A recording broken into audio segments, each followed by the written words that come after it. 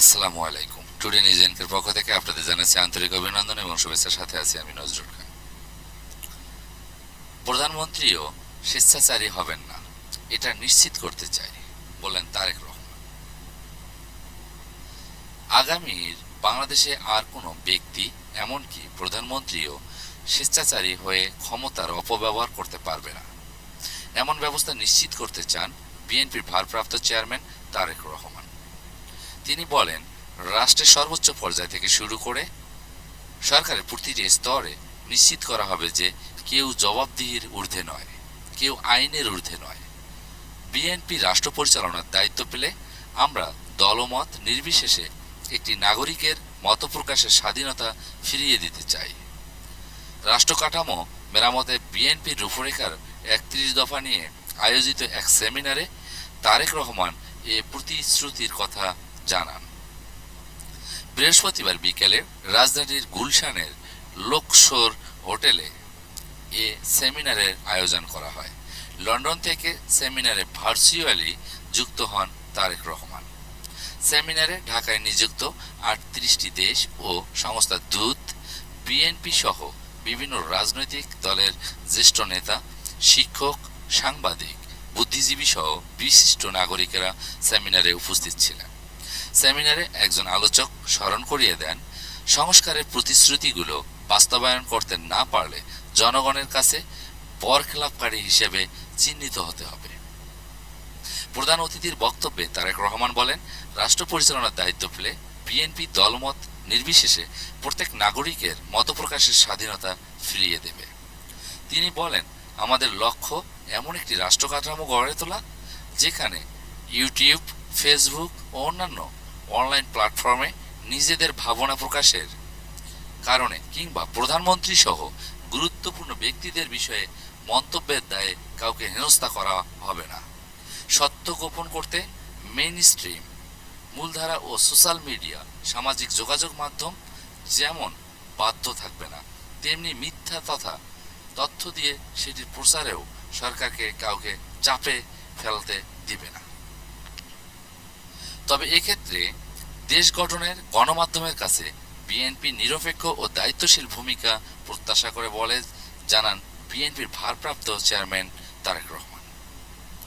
তারেক রহমান আরও বলেন, ক্ষমতার পরিবর্তনের মানে কেবল একটি দল থেকে অন্য দলের কাছে রাষ্ট্রের ক্ষমতা হস্তান্তর নয়, বরং ক্ষমতা পালাবদলের এমন এক রাজনৈতিক সংস্কৃতির সূচনা হওয়া উচিত যেখানে সমাজের পরিবর্তিত অবস্থা ও জনগণের আকাঙ্ক্ষার প্রতিফলন দেখা যায়। ফ্যাসিবাদের পতনের পর গত ৩ মাসে বিএনপির জাতীয় নেতারা এমন অনেক উদ্যোগ গ্রহণ করেছে যাতে রাজনীতিতে আধুনিকায়নের উন্মেষ ঘটে। সেই সব উদ্যোগের তারুণ্যের উদ্দীপনায় দেশ জুড়ে প্রতিপালন করছে বিএনপি তৃণমূল। আওয়ামী লীগের সমালোচনা করে তারেক রহমান বলেন, আপনাদের নিশ্চয়ই মনে আছে শেখ হাসিনা ১৬ বছরের শাসনামলে আওয়ামী লীগের নেতাকর্মীরা সীমাহীন খুন, হামলা, ধর্ষণ ও চাঁদাবাজির মতো অপরাধে জড়িয়ে পড়লেও দলীয়ভাবে তাদের শাস্তি দেওয়ার ইতিহাস নেই। ১,৫০০-এর অধিক গণতন্ত্রকামী মানুষকে গণঅভ্যুত্থানে হত্যা করার পরেও আওয়ামী লীগের কোনো নেতার কোনো অনুশোচনা নেই। তিনি বলেন, বিএনপির ৬০ লাখ নেতাকর্মীর বিরুদ্ধে মিথ্যা মামলা রয়েছে, তারপরেও বিএনপির নাম ব্যবহার করে কেউ বিচ্ছিন্নভাবে কোনো অপরাধে জড়িত হলে তা জানা মাত্রই দ্রুত সাংগঠনিক পদক্ষেপ নেওয়া হবে এবং হচ্ছে। বর্তমানে দেশে আলোচিত প্রায় সব সংস্কার প্রস্তাবিত বিএনপির ৩১ দফায় অন্তর্ভুক্ত রয়েছে বলে উল্লেখ করেন তারেক রহমান। তিনি বলেন, আমি সংস্কারের উদ্দেশ্যে বলতে সেটিই বুঝি যে সংস্কারের মাধ্যমে সংবিধানের কয়েকটি বাক্য নয়, বরং মানুষের ভাগ্যের পরিবর্তন। সেমিনারে বিএনপির মহাসচিব মির্জা ফখরুল ইসলাম আলমগীর সভাপতিত্ব করেন। তিনি সেমিনারের সূচনা বক্তব্য দেন।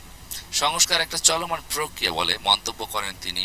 বলেন, রাষ্ট্র, ব্যবসা প্রতিষ্ঠান, মানুষের জীবন সবকিছুই কিছু পরিবর্তন প্রয়োজন। বাংলাদেশের ক্ষেত্রে এই প্রয়োজনটা অনেক বেশি। বাংলাদেশের রাজনীতি উন্নয়নের ক্ষেত্রে তার ইঙ্গিত স্ফীত লক্ষ্যে পৌঁছানোর জন্য রাজনৈতিক কাঠামোর কিছু পরিবর্তনের প্রয়োজন। বিএনপির উদ্দেশ্যে যুগপৎ আন্দোলনের শরিক দল নাগরিক ঐক্যের সভাপতি মাহমুদুর রহমান মান্না বলেন, এমন কোনো প্রতিশ্রুতি দেবেন না যেটা বাস্তবায়ন করতে পারবেন না। বিএনপি যে এখন যৌক্তিক সময়ের মধ্যে নির্বাচনের কথা বলছে এবং নির্বাচনের রোডম্যাপ চাইছে, সেটা একেবারেই যৌক্তিক ও সঠিক বলে মনে করেন মান্না।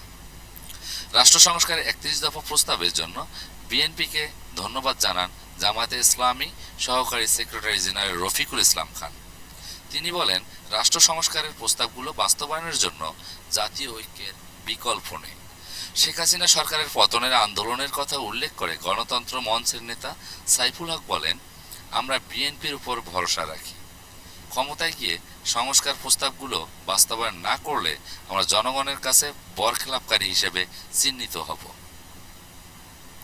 অধ্যাপক মাহবুল উল্লাহ বলেন, এখন বাংলাদেশের বড় সমস্যা হচ্ছে বিগত ১৬ বছরে যারা দেশ শাসন করেছে তারা বাংলাদেশের তাবৎ প্রতিষ্ঠানগুলোকে ধ্বংস করে গেছে।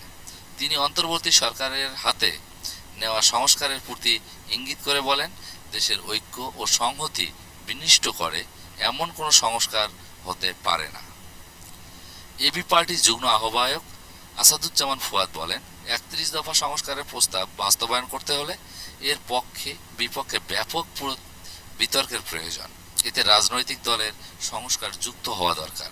সেমিনারে ৩১ দফায় সংস্কার প্রস্তাবের উপর আলোকপাত করেন সাবেক সচিব ও বিএনপি চেয়ারপারসনের উপদেষ্টা পরিষদের সদস্য ইসমাইল জবিউল্লাহ।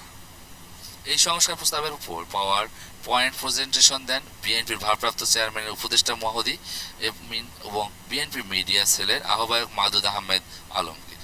আরও বক্তব্য দেন জাতীয় পার্টির কাজী জাফর, সভাপতি মোস্তফা জামাল হায়দার, গণফোরামের নির্বাহী সভাপতি Subrata Chowdhury, BJP chairman Andalib Rahman, labour পার্টির মোস্তাফিজুর রহমান, অধ্যাপক বোরহান উদ্দিন এবং আইনজীবী এলিনা খান।